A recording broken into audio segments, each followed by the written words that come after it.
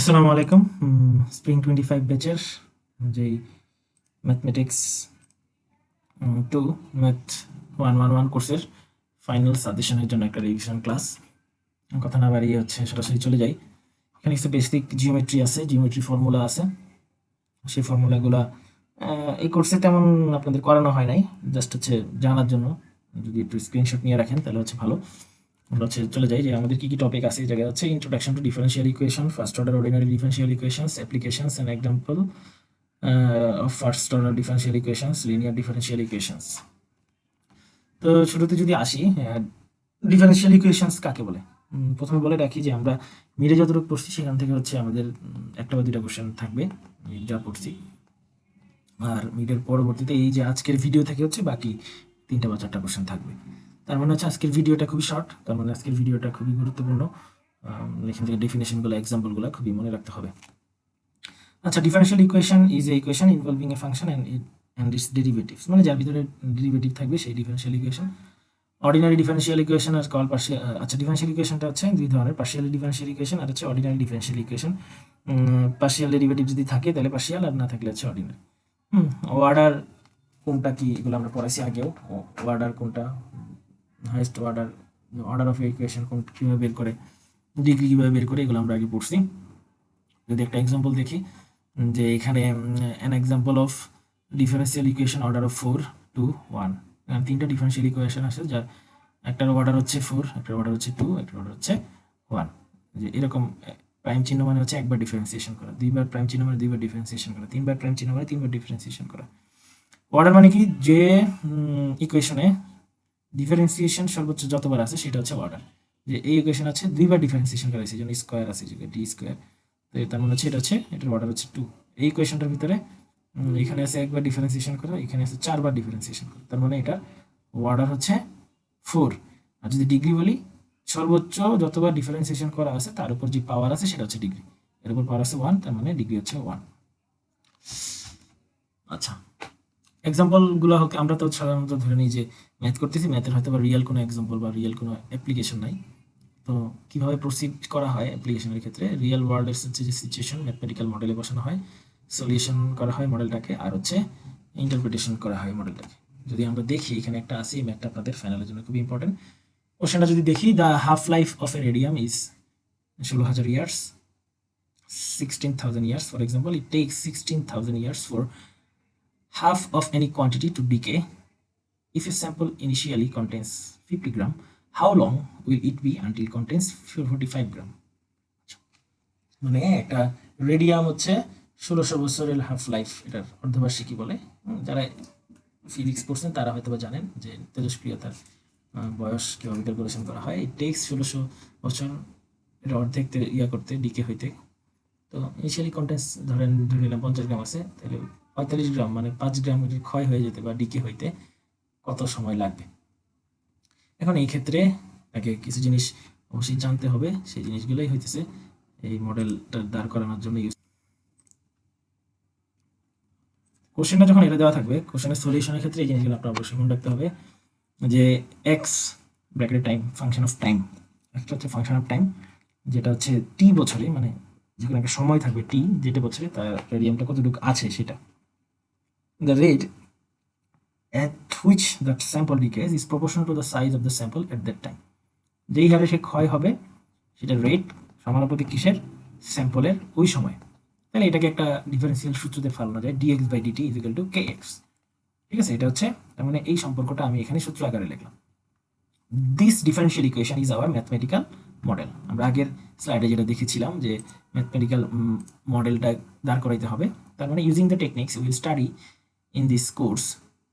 এটা একটা বইয়ের রেফারেন্স, তার দরকার নেই। Will discover that the general solution of the equation is given by the equation x is equal to a e to the power kt।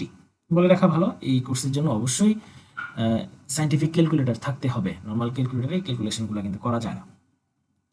তো তার মানে এই ডিফারেন্সিয়াল ইকুয়েশনের একটা solution x is equal to a e to the power kt। এটা কিন্তু মুখস্থ জিনিস, ম্যাথ 1 বা 2 তে বা ইন্টারে, আমরা এইচএসসি তে এই সলিউশনটা যে আসে এটা কিন্তু আমরা বের করা শিখছি ফিজিক্সে। আচ্ছা, এখানে আমার বলা আছে, দেখেন x এর মান 50, যে 50 গ্রাম দেওয়া আছে, হয় t ইজ ইকুয়াল টু 0, যখন সময় 0, মানে ধরুন বর্তমান সময় 50 গ্রাম আছে, তার মানে কি এটাকে 0 সময় ধরবো, মানে এখান থেকে শুরু, যেখান থেকে শুরু সেটাকে t = 0। a এর মান আমি এখানে এই যে এখানে 50 বসাবো, তার মানে এই সূত্রটাতে x = 50 e⁻kt বসাবো। t এর মান কি, এখানে t হচ্ছে x/50 ভাগ k, ঠিক আছে।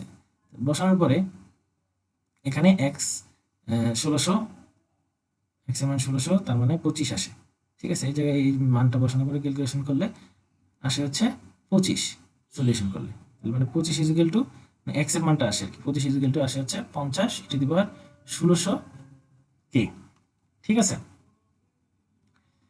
সলভিং ফর t মানে এটা t এর সাপেক্ষে সলভ করছে আর কি, ঠিক আছে। তাইলে এখানে এই যে আমি একটা ইকুয়েশন কিন্তু পাইছি। এখন দেখেন এই ইকুয়েশন থেকে আমি কি করব, এই যে এটাকে কিন্তু নিচে নিয়ে আসছি, এখানে হাফ হয়েছে। এখন e⁻সামথিংকে যখন নর্মালি ইকুয়েশনে লেখা হয়, চেঞ্জ করা হয়, তখন লন আকারে লেখা হয়। e⁻1600k আছে, তাহলে 1600k যখন আমি লিখবো, এই পাশে যা থাকবে তার বাম পাশে একটা লন চলে আসবে। এই 50টা নিচে আসাতে কিন্তু কি হয়েছে, 25/50 মানে হাফ, হাফের পাশে এখানে লন চলে আসছে, এটাকে লেখা যাবে -ln2। এখন গিভিং আস k = ln2/1600, তাহলে কে রেখা এটাকে নিচে নিয়ে আসবো। তাইলে এখন হয় x = 45, আমার বের করতে হবে x 45 এর জন্য, ঠিক আছে। আচ্ছা, তাইলে আমি এখানে কি বসাবো, সুতরাং কত সময়, যে t = ln x/50/k, এই ইকুয়েশনটা, এখানে যে ইকুয়েশন আমি পাইছি 50/k একটা ইকুয়েশন সময়ের জন্য, সময়ের সাপেক্ষে, এই জায়গায় আমি এখন মানটা বসাবো, ঠিক আছে। মানটা কি বসাবো, আমি কিন্তু অলরেডি জানি k এর মান, এই জায়গায় k এর মান কিন্তু আমরা জানি, k এর মান -ln2/1600, আর এই যে x এর মানটা আমরা জানি না, 50 গ্রাম তো জানি, x এর মান হচ্ছে 45, 45 আমি পাইছি কই থেকে, প্রশ্ন থেকে। এটাকে বসানোর পরে সাইন্টিফিক ক্যালকুলেটর বসানোর পর চাপ দিলেই আপনার অ্যান্সারটা চলে আসবে, যে কত সময় 243.2 অ্যাপ্রক্সিমেটলি একটা ভ্যালু আসবে। Therefore, it will be approximately 243.2 years until the sample contains 45 gram of radium. এই যে তেজস্ক্রিয়তাটা 50 গ্রামের তেজস্ক্রিয়তা 243 বছর পরে হচ্ছে 45 গ্রামে আসবে, মানে 5 গ্রাম হবে ক্ষয়। তো এইভাবে আমরা হচ্ছে একটা রেডিয়ামের তেজস্ক্রিয়তার ক্ষয়ের ক্যালকুলেশনটা আমি করতে পারি। এটা হচ্ছে একটা এক্সাম্পল দিলাম। এটাকে এক্সপোনেনশিয়াল গ্রোথ এন্ড ডিকে বলা হয়, এই ফর্মুলাতে পড়ে। আচ্ছা, একটা ইকুয়েশন যদি দেখি, an analogy for the algebra is the equation y = √y + 2। এটার একটা সলিউশন যদি আমরা করি, এই ক্ষেত্রে কিভাবে আসে দেখেন, y - 2, এই যে এইটাকে এই পাশে নিয়ে আসলে y - 2 √y হয়, এটাকে আমি স্কোয়ার করে দিলাম, তাহলে বর্গমূলটা চলে গেল, এখানে স্কোয়ার চলে আসলো, এখানে বর্গমূলটা চলে গেল, a - b হোল স্কোয়ার সূত্র করলাম, a² - 2ab + b², 2ab থেকে 4y + 4 আসে = y। এখন এই ওয়াইটাকে এই পাশে নিয়ে আসলাম, 4y হয়ে যায় 5y। এখান থেকে হচ্ছে আমি মিডল টার্ম ফ্যাক্টর করলাম, 4 একে 4, y - 1 কমন, y - 4 কমন, 0। এখানে y মাইনাস হয় y - 1 = 0, নাহলে y - 4 = 0, তার মানে y এর একটা মান 1, একটা মান 4। এখন কোনটা আমি গ্রহণযোগ্য সেটা আমি দেখব, ঠিক আছে। তাহলে এখন আমি একবার 4 বসাবো ইকুয়েশনে, y এর মান হবে 4, 4 √4 + 2, বাম পাশে এইখানে 4, তার মানে এটাও 4 আসতে হবে, এটা 4 আসছে, তার মানে y এর মান 4 গ্রহণযোগ্য। আর যদি 1 বসাই, এখানে 1, তাহলে √1 + 2, মানে 2 এর সাথে √1 আছে, তার মানে এখানে 3 হয়, তার মানে 4 = মানে 1 = 3, তার মানে এটা সঠিক না। তো এইভাবে হচ্ছে একটা ইকুয়েশনের ভ্যালুটাকে অ্যানালাইজ করা যায় আর কি। এখানে একটা এক্সাম্পল দেওয়া আছে। এখন আমরা আসি first order ordinary differential equation. এর ভিতরে কিছু জিনিস আছে, যে কয় ধরনের কিছু ধরনের ইকুয়েশন আছে, separable equation, exact differential equation, integrating factors, linear factor, linear first order equations, তারপর সাবস্টিটিউশন আছে, এটার ভিতরে আবার বার্নোলিস ইকুয়েশন, হোমোজেনাস ইকুয়েশন। আমরা এত কিছু করবো না, হাতে কোনো একটা জিনিস দেখবো, সেপারেবল ইকুয়েশন। হ্যাঁ, সেপারেবল ইকুয়েশন একটা ইয়াটা যদি দেখি, একটা জিনিস যদি দেখি, ম্যাথ যদি দেখি, ম্যাথ দেখলে আমার সলিউশন বুঝতে সুবিধা হবে, যে solve 2xy + 6x + x² - 4 y prime, মানে একবার ডিফারেন্সিয়েশন করা আছে। আমি এখানে কি করবো, সেপারেবল কেন বলছি, প্রথমে হচ্ছে আমার y এর গুলাকে আর x এর গুলাকে সেপারেট করা লাগবে। এটা আমরা মিডের আগেও করছি, মিডের আগেও কিছু হয়তো বা একটা ম্যাথ করতে পারি। তো দেখেন এই পাশে ডান পাশে নিয়ে গেলাম আমি x এর গুলাকে, হ্যাঁ, এই পাশে y এর অংশটা রেখে দিলাম, রেখে দেওয়ার পরে এখানে ক্রস গুণ কমন নিলাম, কমন নিয়ে ওয়াইটাকে আমি এই পাশে নিয়ে আসছি, y + 3, এখানে এটাকে নিয়ে গেছিলাম নিচে, এটাকে নিয়ে আসছি এটার উপরে, y আর x আলাদা করে ফেলছি আর কি। এখানে x = +- not = +- 2, মানে x এর মান যদি প্লাস বা -2 হয় তাহলে নিচে 0 চলে আসবে, তার মানে এটা বাদে বাকি সব ভ্যালুর জন্য এটা সত্য। এরকম হওয়ার পর আমি ওই পাশে হচ্ছে লন নিয়ে আসছি, লন দুই পাশে লন নিয়ে আসছি, লন y+3 এই জায়গায় নিয়ে আসছি, এই জায়গায় লন x² -4 নিয়ে আসছি। ঠিক আছে, এখন লন যে চলে আসছে এটা কেন আসছে, নিয়ে আসার কারণ হচ্ছে এখানে আমি যদি একবার ইন্টিগ্রেশন করি তাহলে হচ্ছে আমার লন চলে আসে। ঠিক আছে, একবার ইন্টিগ্রেশন করলে আমার লন চলে আসে। তো লন এই পাশে যখন চলে আসে তখন হচ্ছে আমার কি হয়, এই যে প্লাস হয়ে যায়, এটা মাইনাস ছিল না প্লাস হয়ে গেল। তো একটা এখানে সি ইন্টিগ্রেশন করলে সি চলে আসে, সি হচ্ছে যে কোনো একটা কনস্ট্যান্ট আর কি। দেন যে কোনো একটা কনস্ট্যান্ট আমি এ ধরতে পারি। লন আবার ওই পক্ষ থেকে সরাই নিলাম, যেহেতু কনস্ট্যান্টের সাথে লন থাকলে জানা থাকলে দুই পাশে লন দিয়ে গুণ দিয়ে ভাগ দিয়ে দিলাম, শেষ। এখন লনের কোনো জিনিস পাশাপাশি থাকলে এটা গুণ আকারে থাকে, প্লাস আকারে থাকলে গুণ আকারে থাকে, মাইনাস আকারে থাকলে ভাগ আকারে থাকে। তো এটাকে জাস্ট গুণাকারে আমরা গুণাকারে লিখলাম, লেখার পরে এই পাইলাম y+3, এটা নিচে চলে গেল এই। ঠিক আছে, এই যে constant equal to plus minus e to the power c, একটা কনস্ট্যান্ট, এটা জাস্ট বলছে এক্স নট ইকুয়াল টু, এই যে ধরছিলাম x not equal to +-2, also y is equal to -3, y এর মান -3 ইজ সলিউশন, এই ইকুয়াল টু 0 যদি হয় তাহলে সলিউশন পাওয়া যায়। তো সেপারেবল ভেরিয়েবলটা জাস্ট এখানে সেপারেট করে আলাদা করে ইন্টিগ্রেশন করার পরবর্তীতে হচ্ছে সলিউশনটা আমি ধরতে পারবো আর কি। আচ্ছা, এক্সাক্ট ডিফারেনশিয়াল ইকুয়েশনের জন্য আমার গুরুত্বপূর্ণ ফাইনালের জন্য সেটার ডেফিনেশনটা অবশ্যই লাগবে। Expression of the form function of x y যদি থাকে সেটা ইন্টু ডিএক্স, ডেরিভেটিভ যদি থাকে, আবার জি যদি থাকে এক্স ওয়াই এর ফাংশন, ওয়াই এর function, is call first order differential form. এই ডিফারেনশিয়াল ফর্ম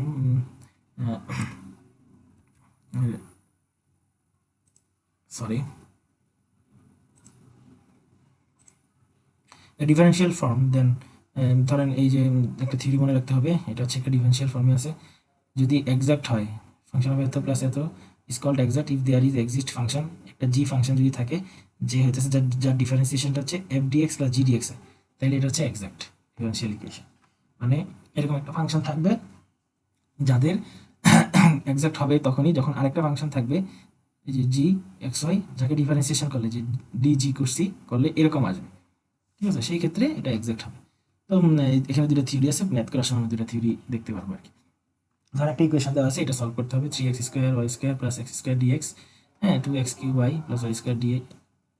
যদি আমি একটু মার্কার অন করি, যে অবস্থায় আছে একটা ইকুয়েশন, তাহলে 2 নাম্বার এখানে ধরে নেই, ধরে নিলাম যে ওমেগা ইজ ইকুয়াল টু এই যে এফ ডিএক্স জি ডিওয়াই, এই যে omega is equal to f dx, এটা ধরছি এফ, যেহেতু ডিএক্স আর ডিওয়াই এর সাথে জি ধরছি। এখন একবার এই এফটাকে একবার ডিফারেন্সিয়েট করি এক্স এর সাপেক্ষে, ডিজি, এই যে ডিজিটাকে এক্স এর সাপেক্ষে, ডিজি এটা যেহেতু ওয়াই এর সাথে এটাকে এক্স এর সাপেক্ষে করতে হবে, যেটা অ্যান্সার আসবে 6x² ওয়াই। আবার যদি এই এফটাকেও ওয়াই এর সাপেক্ষে করি তাহলে সেম অ্যান্সারটাই আসবে। যদি এরকম হয় তার মানে সে এক্সাক্ট আসলে আমি সলিউশনটা করতে পারবো। তাহলে ওমেগা যেগুলো ডিজি, আমরা কি জানি এই ওমেগা মানে কিন্তু ডিজি, এই ওমেগা ধরে নিয়েছেন এটা মানে হচ্ছে আমার এই যে ডিজি। ঠিক আছে, এই থিওরি অনুসারে। তাহলে এখন যদি বসাই dg by dx is equal to, এখন যদি দেখি যে এটাকে ডিজি বাই ডিএক্স, এটাকে আমি আবার ডিফারেন্সিয়েশন করবো এক্স এর সাপেক্ষে। ঠিক আছে, ডিজি বাই ডিএক্স যদি আমি দেখি, সরি ডিজি ছোট হাতের, আমরা হচ্ছে জি হচ্ছে কোনটা, আমি যদি দেখি 3x² y² প্লাস x², হ্যাঁ এটা আমি কার সাপেক্ষে করছি, ওয়াই সাপেক্ষে, এই যে এটা। ঠিক আছে, আবার ডিজি বাই ডিওয়াই হচ্ছে এটা, এই যে এটা জাস্ট আমি লিখলাম। এখন আমি ধরে নিলাম এই প্রথম 1 নম্বর ইকুয়েশন থেকে যদি আমি লিখি যে জি ইজ ইকুয়াল টু, যদি আমি লিখি মানে জি কোথা থেকে আসবে, এই 1 নম্বর ইকুয়েশন ইন্টিগ্রেশন করলে জি আসবে, তাহলে আমি যদি ইন্টিগ্রেশন করি এই ক্ষেত্রে সেম আসবে। এটাকে ইন্টিগ্রেশন করলে কি আসবে, 3x² y² কে এক্স এর সাপেক্ষে ইন্টিগ্রেশন করলে আসে কি x³ বাই 3, x³ বাই 3, এই 3 আর x এর নিচে 3 কাটাকাটি যায়, তাহলে x³ থাকে, তাই y²। আর এটাকে করলে যে x² কে ইন্টিগ্রেশন করলে x³/3, আর একটা কনস্ট্যান্ট চলে আসে y এর সাপেক্ষে, যেহেতু x এর সাপেক্ষে করছি এখানে y এর ফাংশনে একটা জিনিস থেকে যায়, একটা কনস্ট্যান্ট থেকে যায়। ঠিক আছে, এখন যদি আমি দেখি এদিকে ডিজি বাই ডিওয়াই, এই যে ডিজি বাই ডিওয়াই 2 নাম্বার ইকুয়েশনে আছে 2x³ y প্লাস y², হ্যাঁ y²।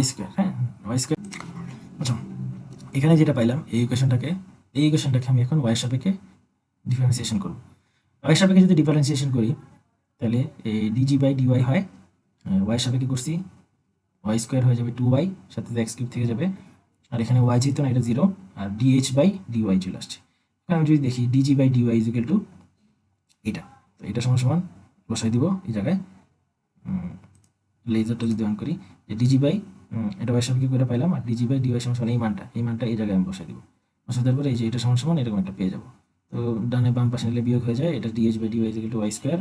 তার মানে এইচ যদি আমি চিন্তা করি তাহলে ইন্টিগ্রেশন যদি এখানে আমি ইন্টিগ্রেশন করে দিই তাহলে function of h y h ফাংশনটা হচ্ছে y cube by 3 plus c, এটা অ্যান্সার আমি পাই। তো for some arbitrary constant c এর জন্য এটা একটা ফেলো, দেয়ারফর 2 বিকামস টু, আমি কি বসাবো 2.2 তে এই মানটা বসাবো, 2.2 তে এই যে এই মানটা আমি বসাই দিব, এইচ এর মানটা y cube by 3 plus c, এটা এই জায়গায় বসাই দিব। বসাই দেওয়ার পরে আমি একটা জি এর মান পেয়ে যাবো। এবার ডিফারেন্সিয়াল ইকুয়েশন উই হ্যাভ নাও, যে যদি এটাকে ডিফারেন্সিয়েট করি তবে এটা সমান সমান 0, যেটা যদি বসাই এটা সমান সমান সি সমান সমান সি প্রাইম যদি হয়ে যায় তাহলে জাস্ট হচ্ছে for some arbitrary constant c prime, মানে এখানে হচ্ছে কনস্ট্যান্টের জাস্ট সলিউশন করছি। তার মানে আমি লিখতে পারি এটা সমান সমান হচ্ছে একটা ডি, ডি আর একটা নতুন কনস্ট্যান্ট, মানে কনস্ট্যান্ট থেকে কনস্ট্যান্ট বিয়োগ দিলে হচ্ছে কনস্ট্যান্ট থাকে আর কি। ঠিক আছে, এই ছিল আমাদের এই অঙ্কটা। তো গুরুত্বপূর্ণ একটা জিনিস ছিল, এটা অবশ্যই আপনারা মনে রাখার চেষ্টা। আচ্ছা, আমাদের আরও কিছু অ্যাপ্লিকেশন আছে, যে আমরা যেটা আগে একটা গ্রোথ ডিক্যান গ্রোথ পড়ছি, এক্সপোনেনশিয়াল গ্রোথ অ্যান্ড ডিকে, এই জায়গায় পপুলেশন গ্রোথটা ক্যালকুলেশন করা হয় এইভাবে, এই সূত্রের মাধ্যমে। তারপরে হচ্ছে এই পপুলেশনের একটা ম্যাথ আছে, এই যে ছোটো এই সূত্র, জাস্ট হচ্ছে এখানে জাস্ট মানগুলো বসায় দিলেই হয়, যে সূত্রটা এখানে যে সূত্রটা আছে এখানে মানগুলো বসায় দিলেই হয়। ইন্টিগ্রেটিং ফ্যাক্টর, এটা হচ্ছে আরেকটা ফ্যাক্টর, যেটা আপনাদের আপাতত না পড়লেও সমস্যা নাই। তো আমার যেই তিনটা বড় বড় জিনিস আমি দেখাইছি ভিডিওতে, সেইগুলো হচ্ছে ভালোভাবে মনে রাখতে হবে, কারণ অঙ্কগুলো কিন্তু না করলে কেউ বুঝবে না, খুবই প্র্যাকটিক্যাল জিনিস, বাস্তবে ব্যবহার হয় এরকম কিছু ম্যাথ। তার মানে হচ্ছে আমাকে ম্যাথগুলো বারবার করতে হবে, যদি সামান্য কোনো ভ্যালু চেঞ্জ আসে তাহলে কিন্তু উত্তর চেঞ্জ আসবে, এবং অবশ্যই আপনাদের সাইন্টিফিক ক্যালকুলেটর আনতে হবে। পরীক্ষার হলের জন্য আমি কারো সাইন্টিফিক ক্যালকুলেটর নিয়ে কারাকারি না দেখি। দ্বিতীয়ত হচ্ছে যারা যারা ভিডিওটা এই লাস্ট পর্যন্ত দেখবেন তারা অবশ্যই yefs.id লিখে কমেন্ট করতে হবে ইউটিউব লিঙ্কে। ধন্যবাদ সবাইকে, আসসালামু আলাইকুম।